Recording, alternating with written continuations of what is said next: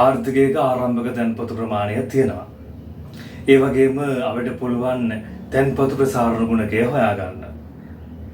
ඊට පස්සේ අපි කරන්නේ තැන්පතු ප්‍රසාරණ ගුණකය හොයාගෙන ආරම්භක තැන්පතු ප්‍රමාණයෙන් වැඩි කරනවා.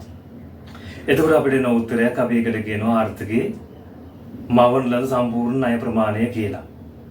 හැබැයි මෙහෙම උත්තරයක් ආවට ඒ උත්තරේ හැම වෙලාවෙම හරියනවද? නෑ, හරියන්නේ නෑ. ඇත්ත වෙන්න බෑ. හේතුව තමයි මුදල් මවන එක සීමා කරන සාධක තියෙනවා. මෙන්න මේ සාධක හින්දා අපි අර උපකල්පනය කරපු විදිහට ආර්ථිකයේ මුදල් මැවීමක් සිද්ධ වෙන්නේ නෑ. මොනවද හේතුව? හිතන්නකෝ එක්තරා වාණිජ බැංකුවකින් යම් පුද්ගලයෙක් ණය මුදලක් අරගෙන එයා ඒ මුදල වෙනත් බැංකුවක නෙමෙයි වෙනත් මූල්‍ය ආයතනයක දැන්පත් කරනවා. එහෙම නැත්නම් ඒගොල්ලන් ගමේ වැඩිපුර මේ පොලිය දෙන මොන්ස්ටේට් එක ගිහිල්ලා ඒ ටික දෙනවා. එහෙම නැත්නම් ඔය දැන් ඔය එක ටීවී ඇඩ්වර්ටයිස්මන්ට් දෙනවා. එක ප්ලාන්ටේෂන් වලට එහෙම නැත්නම් විවිධ ආයෝජන කරන කට්ටියට ඒ මුදල් ටික ගිහිල්ලා දෙනවා. එතකොට මුදල් මැවීමක් සිද්ධ වෙනවද? නැහැ. තවදුරටත් මුදල් මැවීමක් සිද්ධ වෙන්නේ නැහැ. ඒ කියන්නේ බැංකු වලින් බැංකු නොවන මූල්‍ය ආයතන කරා ව්‍යවහාර මුදල් ගලාගෙන ගියොත් ණය මැවීමක් සිද්ධ වෙන්නේ නැහැ. දෙවෙනි එක කිසියම් පුද්ගලයෙක් සල්ලි ටිකක් අරගෙන ගිහිල්ලා වාණිජ බැංකුවකින් ණය මුදලක් අරගෙන ගිහිල්ලා එයා ගෙදර තියාගෙන ඉන්නවා.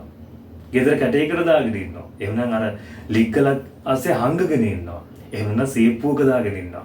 එතකොට මොකද වෙන්නේ? ණය මැවීමක් සිද්ධ වෙනවද? නැහැ. එතනින් එහාට ණය මැවීමක් සිද්ධ වෙන්නේ නැහැ. ඒ කියන්නේ වාණිජ බැංකුවකින් ලබා ගන්නා ණය මුදල මහජනතාව ව්‍යවහාර මුදල් විදිහටම තියාගෙන ඉන්නවා නම් එතනින් එහාට ණය මැවීමක් සිද්ධ වෙන්නේ නැහැ. ඒ වගේම වාණිජ බැංකුව ඒගොල්ලෝ අධිසංචිත තියාගෙන ඉන්නවානේ. ව්‍යවස්ථාපිත සංචිත අනුපාතයට වැඩි තියාගෙන ඉන්නව සංචිත ප්‍රමාණයට අපි කියන්නේ අධිසංචිතය කියලා. එතකොට වාණිජ බැංකුව මොකද කරන්නේ? ඒ අධිසංචිතය ණයට දෙන්නේ නැහැ.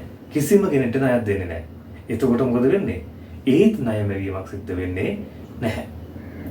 ඊළඟ කාරණාව තමයි මිනිස්සු ගෙදරට වෙලා ඉන්න බැංකුවකට පැත්ත බලාත යන්නේ නැහැ. බැංකුවකින් ණයක් ගන්නෙ නැහැ. එතකොට මොකද වෙන්නේ? ඒත් ණය මැවීමක් සිද්ධ වෙන්නේ නැහැ. අර මේ ක්‍රියාවලිය සිද්ධ වෙන්නේ නැහැ.